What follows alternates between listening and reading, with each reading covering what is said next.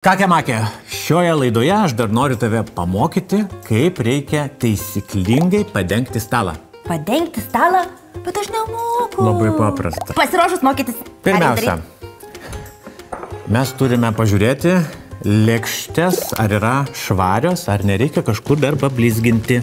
Tai prieš dedant lėkštę ant stalo, truputį viską apžiūrėkite. Dedam per centrą. Gerai padėjau. Taip. Tada yra peilis ir šakutė. Šakutė visą laiką yra dedama iš kairės pusės. Kur kairė? Čia. Teisingai. Tik arčiau lėkštės. Arčiau. Arčiau lėkštės iš kairės. Maždaug vienas pirštas nuo lėkštės galima. Taip. Ir tada peilis. Iš dešinės. Dešinės. Čia.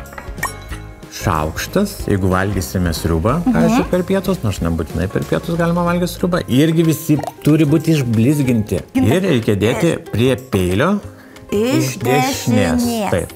Čia vietus padarom. Taip. Gerai? Taip, puikiai. Ir irgi tarpas truputį toks lygus. Taip. Viskas? Tada mes turime servetėlę. Servetėlę galime perlenkti, pavyzdžiui, per pusę. Ir dėti prie šakutės iš kairės pusės. Prie šakutės iš kairės. Arba galima ją dėti ir per vidurį, bet uždengs lėkštę.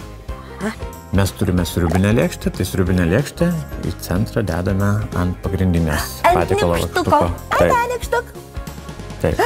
Dabar matosi monstrai. Taip. Ir puodelis dedamas iš dešinės pusės virš lėkštės. Iš dešinės virš lėkštės. Taip. Čia. Bravo! Sveikinu, tu baigiai serviravimo etiketo pamokas.